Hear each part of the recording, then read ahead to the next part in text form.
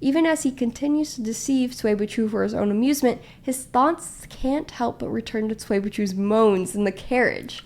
He even touches his own lips and thinks about it. What's up, guys? It's Kictor. I'm back with my beautiful girlfriend Stitch for another Danmei Book Club for Peerless Volume 3. We're really in it now.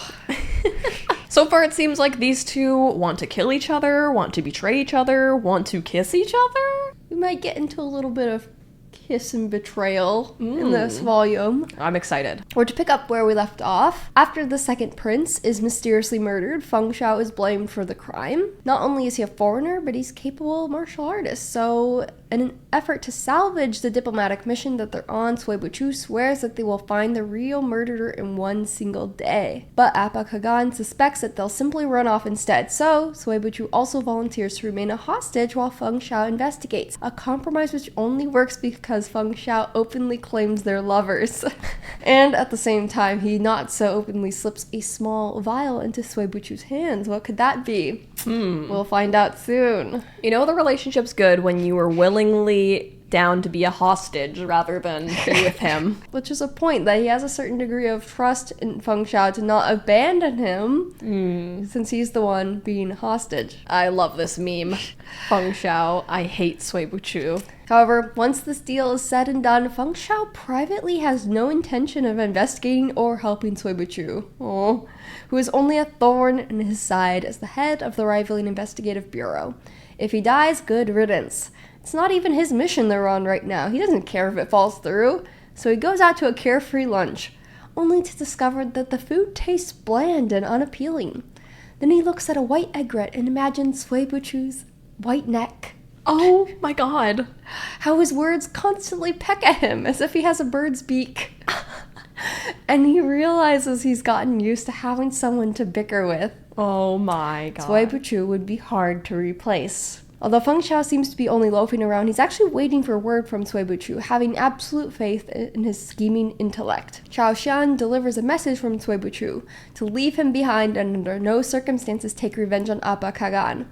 While she and Jin Lian are hopelessly at a loss with this message, wondering what on earth Cui Buqu could be thinking, Feng Xiao understands his meaning easily. Obviously, Cui Buqu is so contrary as a person, he always means the opposite of what he says. So the message actually means come find him at all costs, and the key to their situation lies in Appa Kagan. Oh my god. Isn't that just kind of funny? It's just like he instinctively knows, like, no, this message makes no sense because he obviously means the opposite. Oh my god. But I thought it was really sweet how he can't even enjoy lunch without him. That is very It's like, sweet. wow, life was so bland without him. Also, I don't know, weirdly connecting Cui Buqu to birds is a theme that will continue in this. I don't know. Okay. You'll see, but it's weird.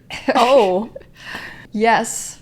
Okay, there's a big reveal here. Okay. Meanwhile, the captive Cui Buqu demands to see Appa Kagan, who surprisingly obliges him with a private audience. Through probing conversation, Cui Buqu tests and ultimately confirms a wild theory that the Kagan is not in fact the Kagan at all, but a powerful impersonator who first killed the reclusive shaman and took his place, then used the shaman's status to get close to the Kagan, kill him, and take his place, all to sow discord between the Kaganate and the Sui nation. Who is the identity of this impersonator? Yushiu, the monk in league with the Prince of Jin and a high-ranking member of the 13 floors of Yunhai. So, you know, being a monk, he's quite bald, so it's been Yushiu the entire time. And he has the smug confidence of a cat playing with a mouse in this situation, not at all bothered by Cui Buqu figuring out his ruse, because nobody can save him. That is until Yushiu realizes that Cui Buqu, who has been coughing pitifully and growing more pale than ever, had one last card up his sleeve. The vial that Feng Xiao secretly gave him before was none other than the incense of helplessness. Oh my gosh. Oh yes! Which has been burning in this room for as long as he's been stalling for time. Yushu nearly strangles him to death when he finds out, but is forced to keep Cui Buqu alive for information about the antidote, not knowing there isn't one. We learn that Yushu's Joker-esque hate of society stems from his devoted love for Princess Tianjin, who herself hates the Sui nation for robbing her of both home and family. So I feel like we'll see more of her at some point, but not in this volume. But she has a connection to Yushu. Uh-oh. Not Wang Xin. You remember this scene? Like, he switches out some porn for his books. Oh, yes. Yes. So Feng Xiao, realizing that Sui Buqu's in trouble, has to fight through both Go-eun, the Korean martial artist, and then Yushu in order to save Sui Buqu in the nick of time.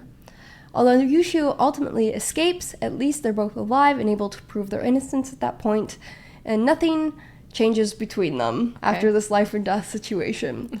Feng Xiao starts mercilessly teasing Sui Buqu's near lifeless body moments after saving his life, and Sui Buqu pretends to be unconscious to avoid talking to him, as Feng Xiao carries him off on his back. As Sui Buqu slowly recovers over the next few days, Feng Xiao simultaneously fusses over his poor health and bullies him over it. Thankfully, the remaining son of the Kagan is more than happy to agree to their terms for an alliance, and the two of them are finally able to return to their own country. As a quick aside, there's been a couple of instances where beautiful women have thrown themselves at both Feng Xiao and Sui Buqu only to be callously rejected. Oh.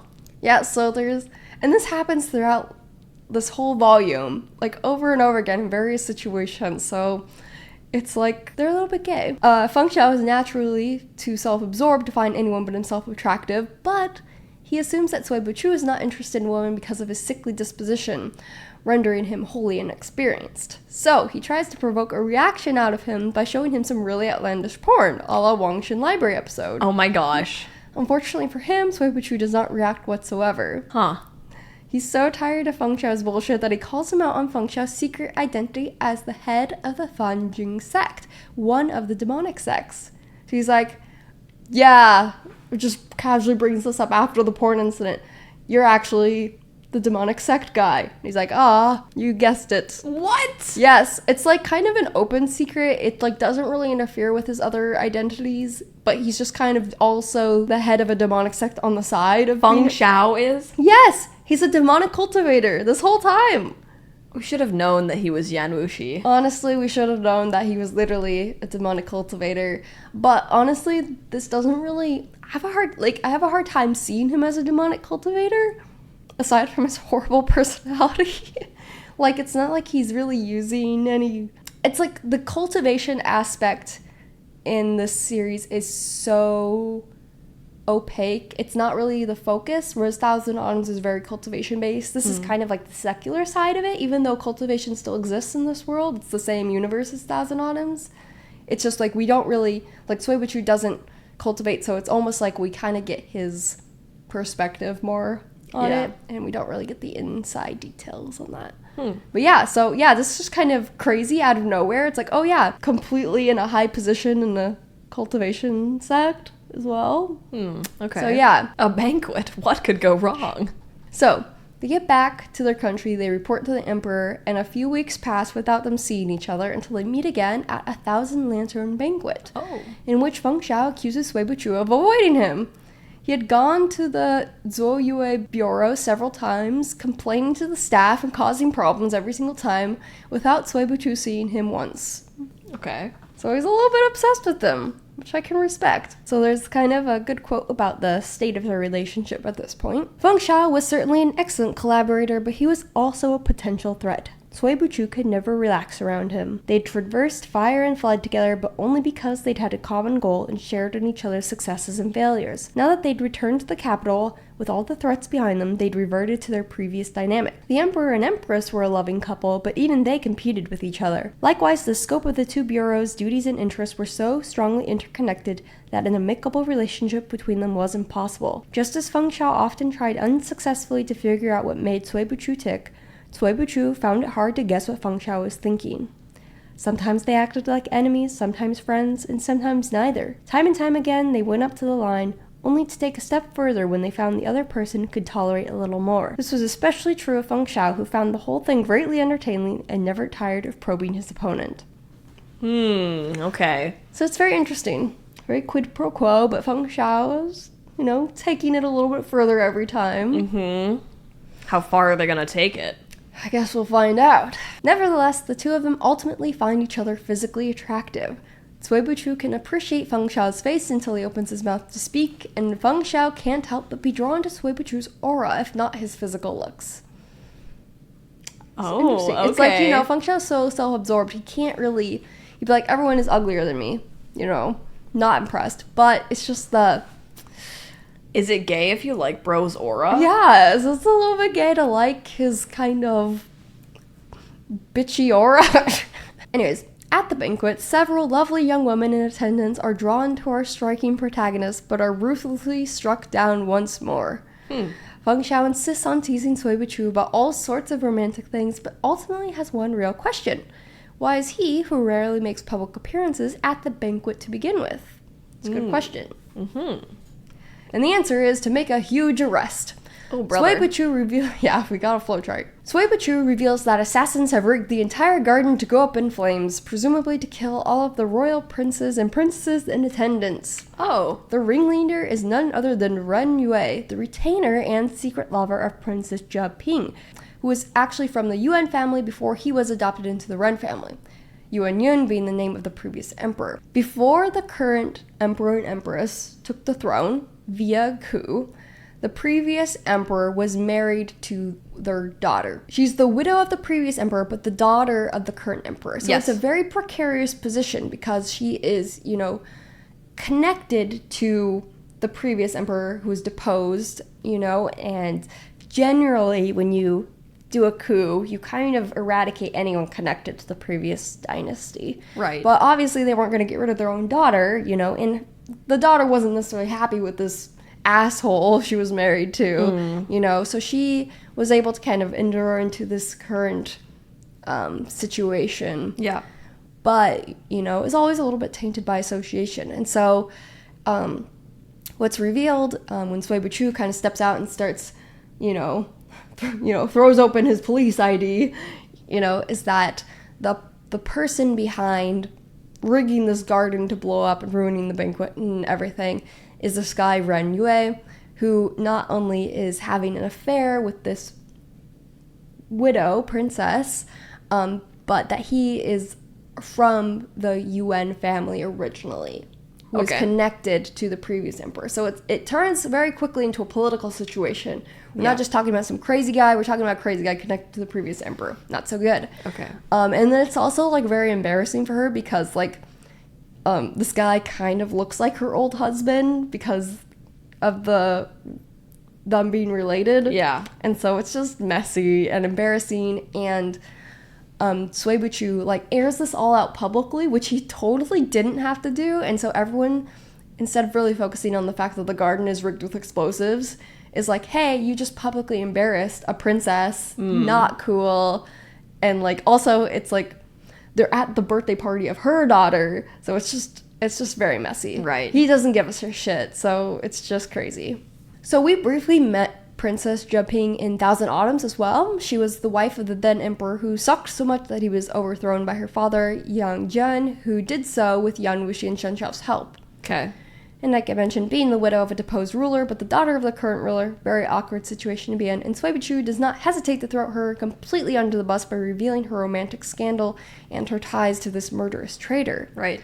So despite saving everyone's lives at the garden party, the attendees of the banquet are left with a very poor impression of Sui Buqu, who leaves immediately when the job is done. He just simply doesn't care about his own reputation. Okay. It's happening! So the kiss. Okay. Got a lot of ground to cover with this one. I'm excited. Feng Xiao sneaks into Sui Buqu's carriage to continue bugging him. He's decided that it brings him the most amusement to see Sui Buqu shocked or suffering, and that he really wants to see him begging for mercy. He even regrets missing the perfect chance during the whole debacle on their last mission together. Anyways, with that revelation in mind, he gets a taste of his desire by kissing Sui Buqu right on the mouth, seeing the utter surprise in his expression and feeling him struggle underneath him.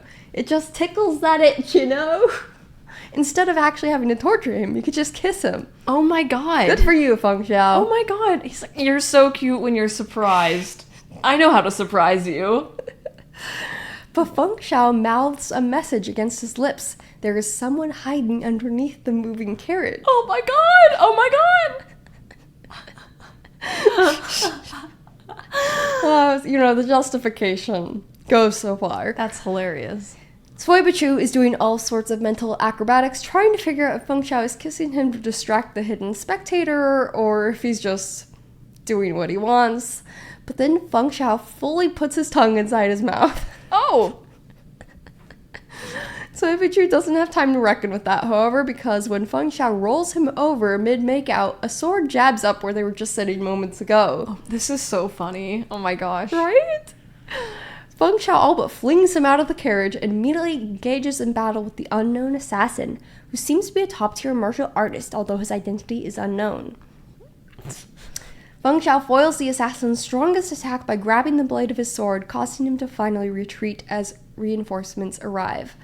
Feng Xiao immediately returns to Cui Buqu's side, upon which he is immediately distracted by Cui Buqu's ravished lips. Wow. Priorities, right?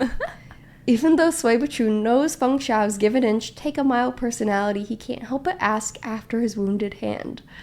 Feng Xiao looks down at his hand and says, "Damn, the sword was poisoned," promptly fainting into his arms. That's hilarious. Oh my gosh. Cui Buqu rushes him back to the Jiajun bureau in the carriage, and in his dire condition, Feng Xiao refuses to release his wrist and even insists on using his leg as a pillow. He asks Cui Buqu if he actually hates him, and then wheedles him to answer a question for him. What is his true relationship with the Empress, who commands the bureau, and why do the members of the royal family, like the Prince of Jin, Princess Jeping, and even her daughter, Duchess Yuan, all seem to be intimidated by him? Cui Buqu refuses to answer at first, but Feng Xiao pleads by saying, "Everything about you interests me." Oh. And the poison has truly made him so weak and wretched that Cui Buqu is moved to pity solely by his handsome face. He tells Feng Xiao his secret history. Before the current emperor and empress launched a coup that would give them the throne, he was their strategist. He was the one who advised them on the coup and led them to ultimately decide in favor of it. Despite that, he did not wish to accept any public honors for his service and thus remained in the shadows as their trusted confidant. Finally learning the secret, Feng Xiao smiles and passes out. Yeah. Okay. I don't know about you, but I wasn't buying this at all, okay? Yeah. And of course, as soon as Cui Buqu leaves him with the Jianzheng Bureau, Feng Xiao drops the poisoned act. This devious little bastard combined a technique used to fake death with sealing his meridians. His hand might have been cut for real, but the sword wasn't even poisoned. And he's extremely gleeful to not only have learned Cui Buqu's backstory, but also indebted Cui Buqu to him. But does Feng Xiao truly have the upper hand after all of that, or has he just caught feelings? Even as he continues to deceive Cui Buqu for his own amusement, his thoughts can't help but return to Cui Buqu's moans in the carriage. Oh, he even touches his own lips and thinks about it. Okay, I love that. It's like he's so cool. He's like, yeah, this is just... But that little gay moment...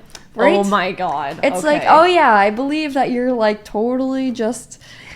fooling him, using him, but you're the one thinking about him when he's not there. That's a little gay. So it's like, as soon as he's alone, he's thinking, the swaying carriage, the soft cushions, and a pale face. Feng Xiao clicked his tongue. A plain and unremarkable face, not even 1/10 as attractive as his own. What good was such a face? But the moans that had escaped those lips hadn't been grating to the ear. Oh my god. He touched his own lips. He'd done it partly out of curiosity and partly because he wanted to test something. But the curiosity had yet to fade, and this test seemed to have netted him a quite specific answer. "I may be in a bit of trouble," he murmured to himself. He did the am I gay test on himself. Yep, he's like, oh shit! If, in the future, there came a brilliant opportunity to set up Cui Buqu, would he take it? No. Oh, he caught feelings. Yup. Of course, if you saw that coming, you might also be anticipating that Cui Buqu is too clever to be deceived for long. Feng Xiao pretends to be ill for over a week before he finally joins Cui Buqu for their agreed-upon journey to find the spiritual weapon that Feng Xiao wants so badly. And Cui Buqu seems unusually courteous to him, but then reveals that he discovered Feng Xiao's ruse after investigating the sword left behind by the assassin, which was not, in fact, poisoned. He also demands to know why Feng Xiao kissed him in the carriage, which he shrugs off as part of nobly saving his life. He's like, small detail, don't worry about that. All in the line of duty. All in all, between the deceptions and the actual favors involved, they find themselves at square one and in a relative ceasefire.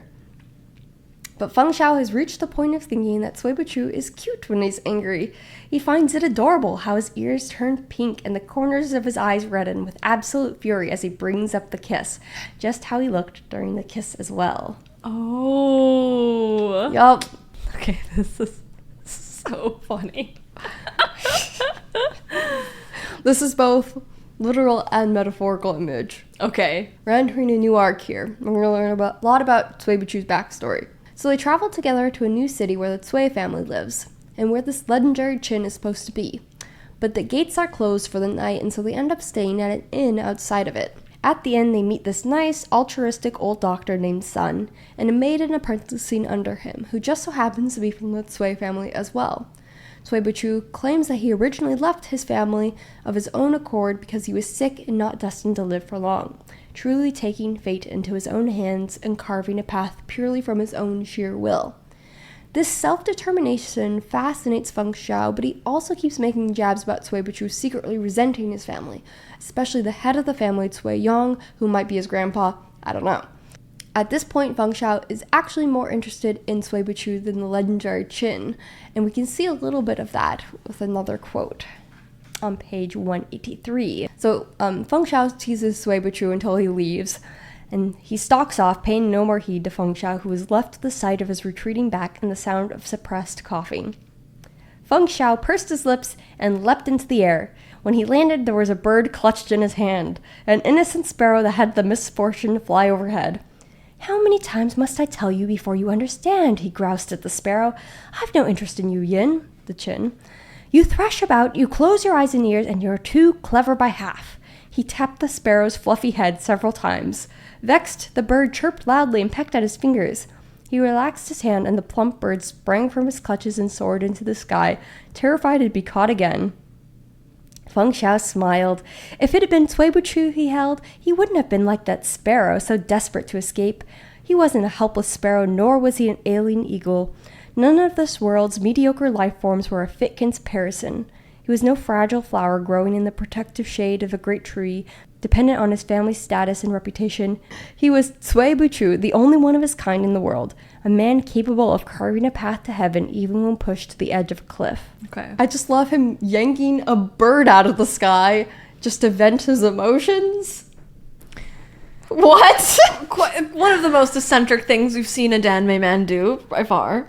But, you know, with him, at this point, I'm writing off every behavior. It's like, okay, head of a demonic sect. Okay, head of a demonic sect. He's just weird. Yeah. All of this introspective thoughts about Cui Buqu being this kind of self-determined person and him being very interested in that, and just how Cui Buqu, no matter how far he's pushed to the edge, always having a way out, always forcing, a path forward. This is a very interesting premise, and we're going to see that pushed to the extreme by the end of this volume. Anyways, they share the bed at the inn again. Oh. I don't even think there's only one room or one bed. They're just doing it at this point. And they're also working on cracking open the 13 floors of the Yunhai case. Back when they found that secret coded message intended for various members of the sect, they teased out 2 locations for a potential meetup: Donghai Commandery and Mount Jiashi. Investigating further, they took note of some interesting figures taking sudden trips towards Donghai Commandery. Ning Xiaowo, an affluent businessman who controls canal transportation in the south, and Lin Yang, the wealthy young man who is notably gay for Feng Xiao in the first volume. Our protagonists have assumed the identities of 2 young scholars hoping to make a name for themselves at the literary festival hosted in the Cui family's home.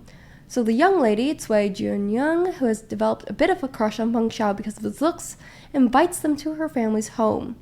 The 2 of them meet Cui Yang, who seems like a normal, nice old grandpa to his granddaughter and his old friend Dr. Sun, but is much more wary and discerning of the strangers entering his home. So while they're there, suddenly a man and woman burst into the room arguing about a mistress and a divorce. This is Cui Yang's youngest son, Cui Lin, and his wife, potentially Cui Buqu's parents, and this scene causes a great deal of embarrassment. Cui Lin then catches sight of Cui Buqu and finds him familiar, but Feng Xiao steps between them and stops him from interrogating Cui Buqu. The 2 of them are quickly escorted to their guest quarters, where Feng Xiao can't help but rub it in that Cui Buqu is uneasy and in a bad mood. even though he claimed that his so-called family is nothing more than strangers to him. And he asked him why he really came all this way with him. As it turns out, the eldest son of the Cui family has been involved in some shady dealings funding the Linchuan demonic sect. Cui Buqu is here on yet another case, but is also gleefully anticipating the downfall of Cui Yang and Cui Lin specifically, who he does admit to hating. Okay. So it's interesting. Okay. So they're here for the Qin, to find the Qin to give to Feng Xiao, but Cui Buqu is actually secretly here on business and is a little bit holding a grudge against this family. Cui Buqu backstory reveal. There once was an ugly barnacle, was so ugly that everyone died. The end. Yes, so we finally get Cui Buqu's backstory in full, and it is really, really sad. It is really sad and really fucked up. Okay. And a little bit of a content warning for sexual violence against Cui Buqu's mother. Okay. Cui Buqu leaves the residence to visit the humble grave of a woman named Yu Mo, at which point he tells Feng Xiao the story of how he came into this world. Years ago, Yu Mo was the beautiful daughter of a local scholar who once got separated from her traveling party while going to visit some relatives. A young man helped her cross a river and gave his name as Cui Hui, the second son of the Cui family. This man was actually Cui Lin, who was out gallivanting and thus gave his brother's name to avoid getting in trouble. Wow. However, when Yu Mo's family sent their thanks to the Cui family for saving their daughter, it led to matchmaking talks, and eventually Yu Mo and Cui Hui were married, like the real Cui Hui. Mm-hmm. Naturally, she realized the switcheroo that happened between the brothers, but it didn't really come up as an issue because, quite frankly, Cui Hui was the perfect match for her. The two of them had so much in common and were happily wed for a short time before Cui Hui got sick and died. Now she was a widow, but she remained in the Cui family home and stayed devoted to her husband's memory. But Cui Lin had grown envious of his brother's happy marriage. He had stayed quiet about the switcheroo himself because he was matched with a wealthier woman instead, but he soon came to regret that choice because he and his wife were constantly fighting. So one day he acted on his lustful pent-up desires for his brother's widow and raped her. Oh. After the incident, Yu Mo went to Cui Yang and told him what happened.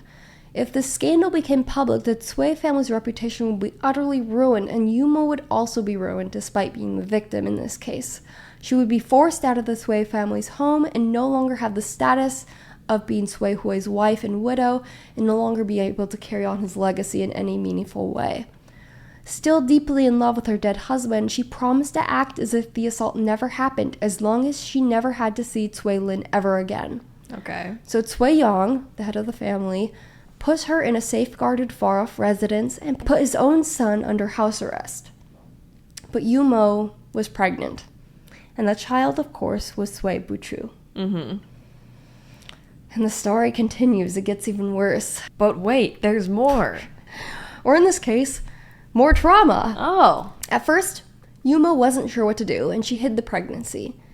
But then her father suddenly passed away, leaving her with no close family members to rely on. Because of this, she decided to keep the baby, as it would at least be a continuation of her own family line. She goes to Cui Yang and pitches the idea to keep the baby, which he is fully against, as obviously any news of her being pregnant would be a scandal, even if she hadn't been raped by her brother-in-law specifically. But Yu Mo argues that she would eventually have to adopt a child from elsewhere in the clan in order to continue her husband's legacy, which I guess would have been relatively common practice in theory. You know, if you have no children of your own, you could adopt someone vaguely related to you so that at least your dead husband has like a son to continue on the line. Mm-hmm. And so they can essentially make up an appropriate backstory for this baby and move on with life. Although she manages to convince Cui Yang, it's very difficult to keep such a big secret. And Cui Lin's wife is pissed off about her husband cheating, and so she switches out Yu Mo's pregnancy medication with poison in an attempt to cause a miscarriage. Thankfully, Yu Mo catches the switch in time to save her baby, but it does damage the fetus and result in a very difficult birth. And that's why he's so sickly. Correct. Oh. Knowing that she doesn't have long to live, she entrusts the baby with Cui Pei, the fourth and youngest son of the family, begging him to ensure the baby isn't killed to bury the scandal. after she dies, Cui Pei does indeed go to his father and beg for him to spare the child's life by instead raising him as a household servant. We're getting into Cinderella territory here. Cui Yang agrees to these terms, but ultimately everyone in the Cui household would prefer it if Cui Buqu was dead. Especially Cui Lin's wife, who actually tries to kill Cui Buqu multiple times throughout his childhood. Oh my god. Cui Buqu is sickly, barely able to endure the chore tasks to him as a servant, and isn't even allowed a formal education. Instead, he eavesdrops on the household tutoring sessions to teach himself to write. Cui Pei does try to look out for him, but he's away from home most of the time, so he doesn't make a very good guardian, resulting in Cui Buqu being ignored by the adults around him and bullied by his peers. When he is 9 years old, he becomes seriously ill and nearly dies because no one looks after him. They all just want him to pass away of natural causes. Cui Pei returns in time and is able to leave him in the care of Dr. Sun. Cui Buqu knows that he is not wanted in the Cui household and that his survival there cannot be guaranteed forever. So he begs Dr. Sun to fake his death and let him disappear. Nice. Dr. Sun is a good man, and he sees the situation this kid is in, and so he helps Cui Buqu recover and sends him on his way with a group of trustworthy merchants, informing the Cui family that he died of his illness. Damn. After that, Cui Buqu traveled the lands and became quite knowledgeable through his experiences. One of the merchants in particular raised him as a son until he himself was killed by bandits backed by the Hahuan demonic sect. So even his foster father meets an unfortunate end. One of the first things Cui Buqu did when he became the head of the Zhuoyue Bureau was to use some trickery to turn another demonic sect against the bandit gang and have them completely destroyed. Nice. He's got a little bit of a vengeful streak. The last thing we learn about Cui Buqu's backstory is that he kept his surname in honor of his mother's dying wish for him to continue the legacy of her beloved husband, but he chose the name Buqu for himself, which means won't go. He chose that meaning out of spite. Everyone in the Cui family wanted him dead, but he refuses to die no matter how sick he is or no matter how much pain he has to experience. And now the time has finally come to see the Cui family's prized reputation finally destroyed. Feng Xiao is genuinely moved by how Cui Buqu has endured so much suffering and yet remains so tenacious, and is additionally delighted by his vengeful streak. After satisfying his curiosity about Cui Buqu's past, he's immediately like, okay, that's enough standing around in the rain. Oh my god, you're so skinny. What would you do without me? And carries him back. Oh. Earlier the same day, Cui Buqu name drops Yumo to an uninformed servant, who spreads the name to the family, who promptly panics about this old scandal being brought to light, even questioning whether Cui Buqu is in fact the supposedly dead child. But these terrible people go from their initial reaction of intense guilt to reassuring themselves that they've done nothing wrong. They handled the situation honorably, have nothing to fear, and if anything, Cui Buqu would be in the wrong for faking his death and running away. So you see them talk this over among themselves, and you just get totally disgusted with just how corrupt this family is. Yeah. They go from being rightfully fearful of this scandal coming to light to being wait a second, no, we're the good guys here, and Cui Buqu, if it really is this child who survived, he's the one in the wrong. What the hell? So you really hate this family. Yeah. They calm down, and they decide to act natural and avoid addressing the situation. Then, Cui Buqu turns up for dinner and casually drops that he came to repay his respects to his dead mother, revealing that he was indeed the missing child, far more directly than anyone was prepared to deal with. The family tries to reason with him and act as if they're happy to see him, counting on their noble prestige and power to intimidate this orphaned nobody. But Feng Xiao is thrilled to have a front row seat to the drama, knowing full well that Cui Buqu is just toying with everyone here, because there's just this bloodthirsty edge to his aura. In this situation, Cui Buqu is the one with complete control, and he is absolutely gleefully taking down this family, whether they know it or not. The family starts to beg for Cui Buqu to let bygones be bygones and return to the family, at which point Feng Xiao starts calling them out on their bullshit in Cui Buqu's defense, which is nice to see. Returning to the family is the last thing Cui Buqu wants. He coldly rejects them and leaves.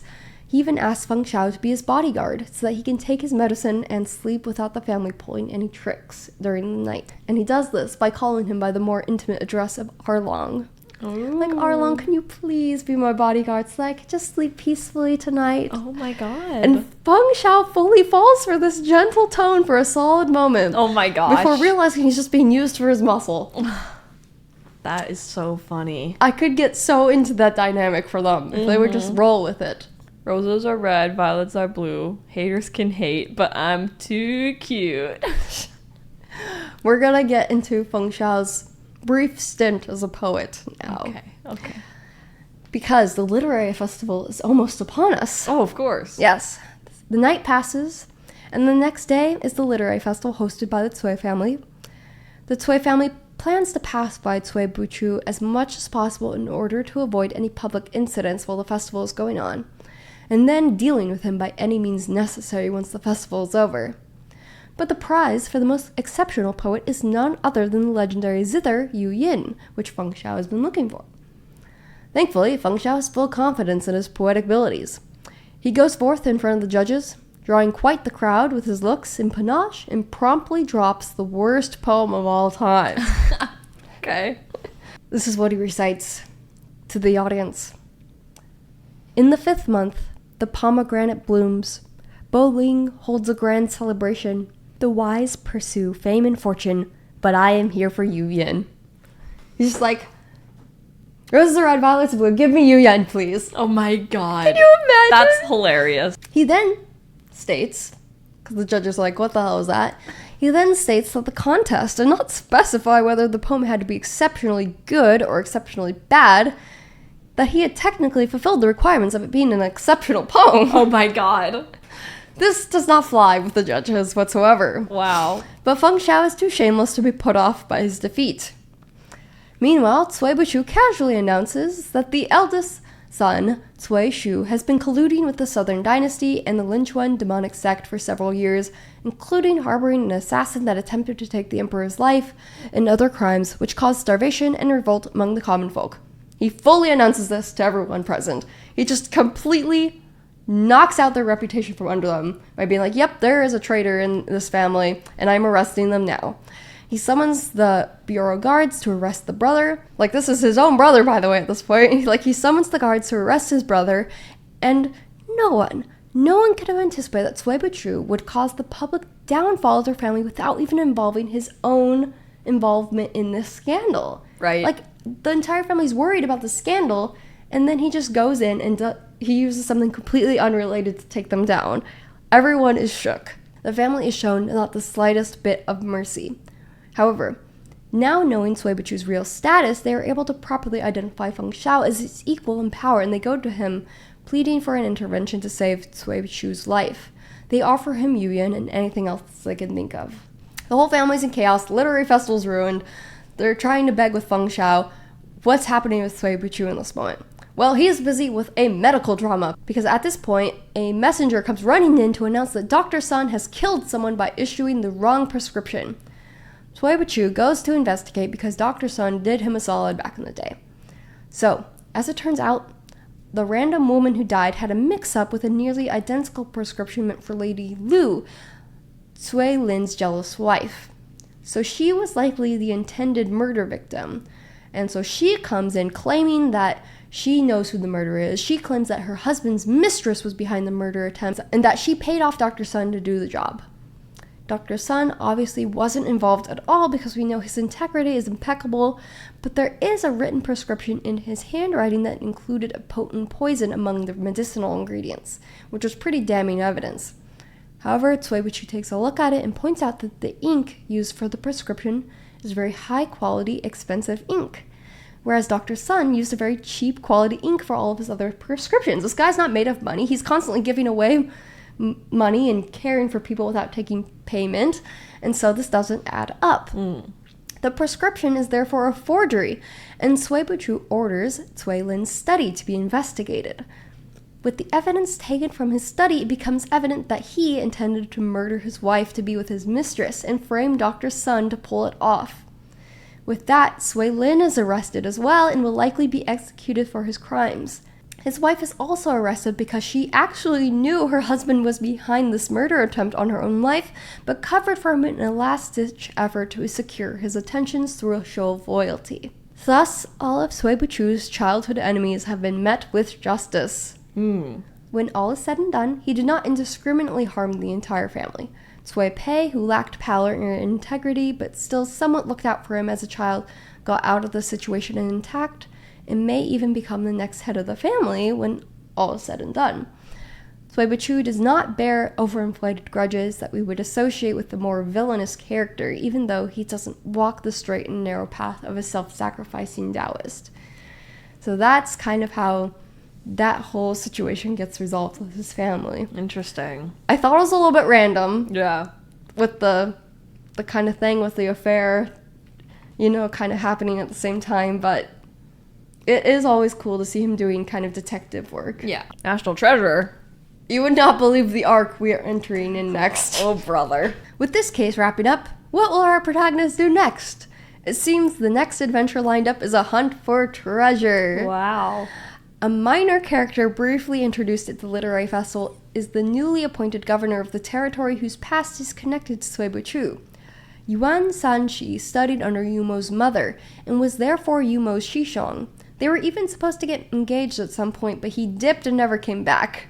He had good intentions for abandoning the family that was so good to him, however.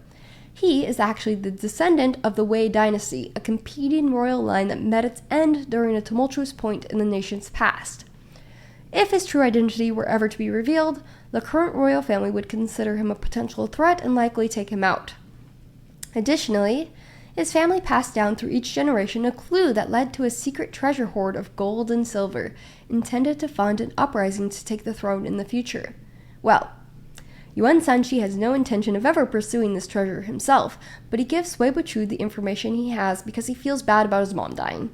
And Feng Xiao sneakily overhears that whole interaction between them and pops up afterwards to be like, "So, when are we going after the treasure together? We're splitting it 50-50, right?" Cui Buqu sighs the heaviest of sighs, unable to get rid of this annoying man yet again, even after distracting him with his backstory and shiny new zither to keep him off the scent of this more exciting venture. He agrees to start the hunt together in a couple days, then rolls over in the carriage and tries to sleep off his migraine. Feng Xiao actually gives him a little scalp massage that alleviates his pain enough for him to go to sleep, thinking to himself that while Cui Buqu is cold, he still possesses a very warm and soft heart. He's still human at the end of the day. Probably for the worse, honestly. But we'll see what comes of that. Just another thing to note about a subtle shift in Feng Xiao's attitude. He's still very much a germaphobe when it comes to other people touching him, his food and his bedding, his clothes getting dirty, and so on. But several times in this volume, he's willingly gotten injured, soaked in the rain, or carried Cui Buqu unprompted without even voicing a complaint. Oh. So it seems Cui Buqu's become a little bit of an exception. It's very interesting. Mm-hmm. I was feeling very optimistic about their relationship moving forward. Yeah. So I was really excited for them to go into this next treasure hunting arc and, This department has had 0 days without betrayal. Oh no. But we were so optimistic. I didn't say it was Feng Xiao betraying him, but Cui Buqu will be experiencing betrayal. So, Feng Xiao and Cui Buqu head off to Tiannan Mountain in Hung Province, which was depicted on a vague drawing that served as the solitary clue from Yuan Sanqi. They climb up the mountain, which was quite the unpleasant task for Cui Buqu, and successfully arrive at a hidden cave. Feng Xiao shows a hint of genuine concern with Cui Buqu's safety entering the cave, as there's sure to be numerous booby traps inside. Nevertheless, Cui Buqu is intent on entering, and his keen attention to detail allows him, Feng Xiao, and the 2 guards accompanying them to avoid death on multiple occasions. Unfortunately, they end up individually trapped in an array that has them lost and wandering in circles. Cui Buqu is the only one clever enough to escape, but he unexpectedly decides to turn back and help his companions. He is interrupted by none other than Yuan Sanqi, who successfully tricked even our clever Cui Buqu. Although his backstory and identity were not a lie, he is also secretly the 4th-ranked member of the 13 floors of Yunhai, and the cave has long been emptied of treasure to serve its schemes. He was also the assassin in white who attempted to kill Cui Buqu in the carriage after the Thousand Lantern banquet, although he claimed to have gone easy on him then. Yuan Sanqi is doing a little bit of the come to the dark side bit, not in any hurry to attack Cui Buqu, who is effectively harmless against him. without any martial arts skills himself. For the first time, Cui Buqu is truly in a situation that has spiraled out of his control. Yuan Sanchi invites him to meet the third-ranked member of the 13 floors of Yunhai waiting within the cave, and Cui Buqu has no choice but to go. When he sees the man waiting for him, he is utterly shocked. The man is Fan Yun, his own teacher. Back in the day, only 1 month after Cui Buqu lost his foster father to bandits, he met Fan Yun, who was impressed by both his genius and his complete disregard of the concept of fate. Cui Buqu did not resist fate. He did not believe he could change his fate. He legitimately refused to believe that there was such a thing as fate. And this so-called will of heaven had nothing to do with him. Fan Yun offered to take him on as a student, which Cui Buqu accepted, although he specified he would not become anyone's disciple.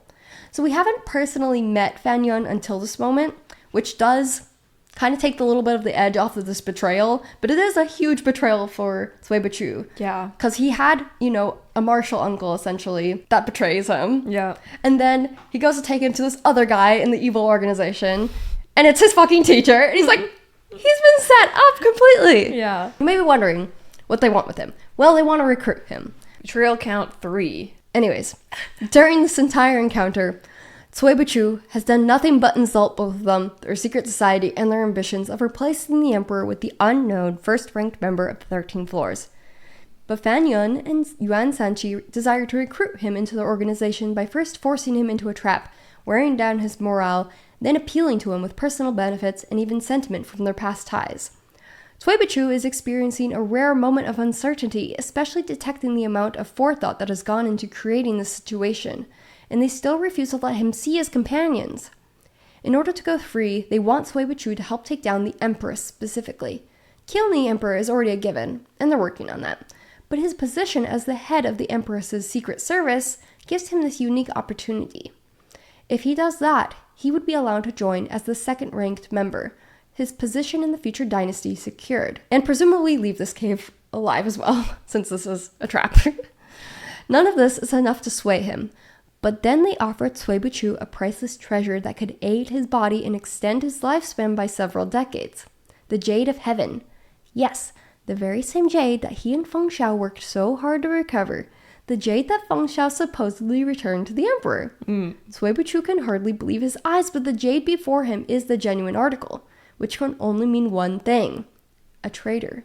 Who else could have placed the jade into the hands of the 13 floors of Yunhai other than Feng Xiao himself? Having deduced this much, he requests to see Feng Xiao himself to see the evidence with his own eyes. Although Fan Yun openly admits that Feng Xiao is none other than the deputy chief of the 13 floors, holding one of the 2 second-ranked member positions. His cooperation with Cui Buqu has been part of an ongoing trap to lead him to this very moment. So, his teacher's like, I'm telling ya, he's with us, but he has to see it for himself. Right. He really can't believe it without seeing it for himself. And so Feng Xiao arrives. They gaze into each other's eyes, and Cui Buqu asks, is it true? Feng Xiao says yes. He was recruited sometime before the Thousand Lantern Banquet, the fight between him and Yuan Sanchi being a farce. He was offered something priceless, a long-lost cultivation technique that could transfer someone's blood and soul and even recast the meridians. Feng Xiao has been searching for such a technique for many years, even joining the Jiajiang Bureau to aid his search, all to help his injured Shimei in the demonic Fanjing sect. Demonic cultivators and their Shimeis. I hope that this ends up being used on Cui Buqu. I had the same thought. I did. But I'm just like, wait a second. Yeah. We just barely know this about Feng Xiao. We haven't seen him. This Shimei can't mean this much to him. Right? I'm like, you're doing this for a woman? I've seen how you, I cannot even, we have not even seen Feng Xiao give a shit genuinely about anyone. And you're telling me he has been, searching for years for some sort of technique to save someone else? I just don't buy it. Yeah. You're just because she's your Shimei? This bitch better be an angel. Okay? I want to see her. I don't believe it. But anyways, that's the story we're given. And his job, in exchange for obtaining these techniques, is simple. Betray Cui Buqu, and he would be accepted into the organization and receive this technique. Feng Xiao, in this moment, faces him coldly and apathetically without even his typical teasing mockery and narcissistic flair. And the worst part is, Cui Buqu can't hide that he wasn't just fooled, but truly betrayed. Despite being rivals, despite throwing each other to the wolves time and time again, Cui Buqu had finally come to trust Feng Xiao with his life, even to the point of not bringing more guards or his trusted subordinates along on this mission. Feng Xiao even throws this back in his face, saying that Fan Yun told him that he was cold on the outside but warm on the inside, and he hadn't believed him. But now he saw it was true. Cui Buqu's icy exterior really did hide a heart full of passion. To Fan Yun, this betrayal only serves to benefit the 13 floors. Both Feng Xiao and Cui Buqu are powerful assets, but together and united, they would pose too much of a threat. As enemies, they can be used to check one another's powers. However, Cui Buqu has no intention of bending to his teacher's will, even when hopelessly outmaneuvered. He criticizes Fan Yun's faith in the organization and in its mysterious leader, and pokes his logic full of holes, spitting vicious words of rejection. At this final refusal, Yushu appears as well. This is a whole gathering of the 13 floors, I guess. They're all here to see Cui Buqu being taken down, but he appears, and he appears to take his revenge on Cui Buqu, intending to torture him for foiling him in the past. Neither Fan Yun or Yuan Sanqi stop him from delivering a deathly kick to Cui Buqu. Feng Xiao moves swiftly to stop him, but rather than betraying the 13 floors, he wishes to deal with Cui Buqu himself. In this moment, we're inside Cui Buqu's head. He's trying to understand Feng Xiao. He's trying to imagine what he would do in his shoes, and his uncertainty reveals just how much his heart is in turmoil. Then Feng Xiao stabs him in the chest. What? Yep. It's the most painful experience of his life. No. More so than when he almost succumbed to illness as a child. Stop. More so than the incense of helplessness burning up his body while Yushu strangled his last breath out of him. Feng Xiao expects to be met with one last biting remark or an indomitable smear, but Cui Buqu silently mouths the words, "You saved my life last time. I've repaid you now." Oh. Even meeting his end, even being betrayed, this is all he has to say to Feng Xiao. Feng Xiao better feel really bad. Even the other members of the 13 floors are shocked that Feng Xiao went straight for the kill. They expended a lot of effort to recruit Cui Buqu after all.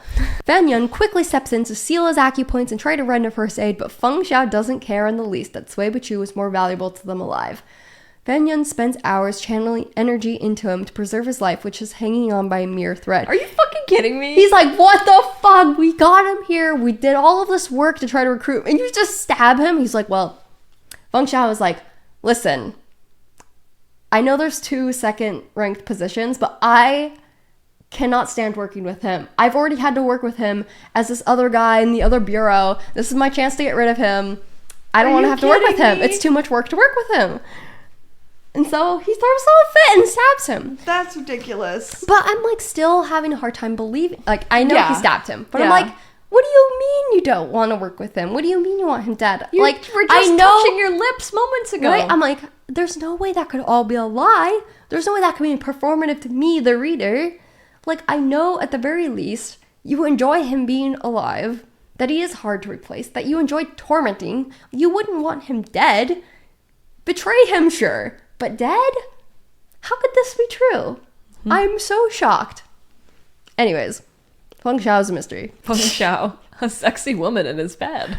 Yeah, so Feng Xiao pieces out after that. He goes back to his quarters in the cave, which is actually a whole decked out secret base. Wow. Only to find a beautiful naked lady there. It's Feng Xiao Lian, who is the 13th ranked member of the 13th floors, largely because of her knowledge of dual cultivation techniques. Naturally. Also, I think it's kind of funny that they almost have the same name. Yeah. I'm not sure if I'm sure it's different characters or something, but right. I'm like, that has to be like on purpose for some reason. Yeah. I don't know. Anyways, she's getting mighty tired of the most powerful ranked members, like the leader, Yushu, and Fan Yun rejecting her, and even Yuan Sanqi. Like, they all hate women, or they're all not interested in women for a variety of reasons. And so she's trying her luck on Feng Xiao next, because she's like, you're handsome, I'm beautiful, let's do this thing. Yeah. And then he kills her with a scissor string. He just kills her. Yep. Oh. He just straight up, like, like they do a little sexy banter back and forth, so you honestly aren't sure what's gonna happen. Okay, this makes this image even funnier. But yeah, he has you know how he is with his spiritual weapons. He's Yeah. not actually playing them. He's just fucking breaking them over the heads of people. He's using the strings to cut off people's heads. Wow. Yeah. Straight up murder. I know. So I was like, what even was that scene? So he's definitely got to be a double agent. I guess. Yeah. You know, I mean, I don't know why he killed her. She was in his bed. Now his bed's ruined, I guess. Whatever. He's weird. He's an enigma.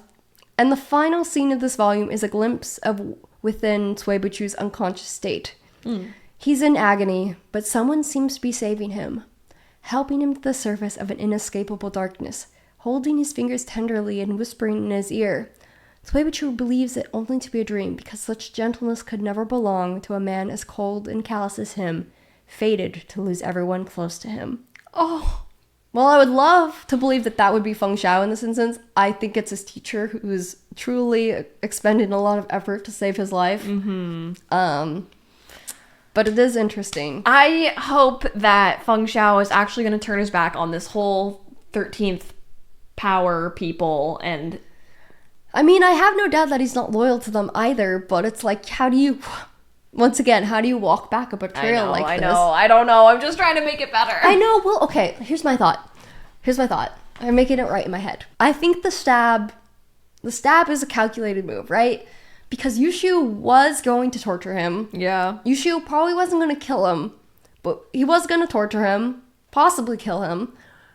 But, you know, if he stabbed him, and then it kind of forced everyone to stop everything and save his life, that kind of is indirectly saving him, maybe. Like, maybe he was banking on Fan Yuan really working hard to save his life. I don't know. Stabbing someone's pretty fucking rude. That's pretty betrayal. Yeah. But, I mean, I was just, look at them on the cover. I thought they were finally getting along. I wonder how many volumes there's going to be. I don't know. Well, there's one more volume. At the very least. Yes, I don't think it's the final volume. Yeah. Maybe it'll be, it could be around 5. I don't know. I'm just guessing. Well, thank you for another incredible Danmei Book Club. If you guys would like to buy this novel or pre-order the next one, we'll have the links down below.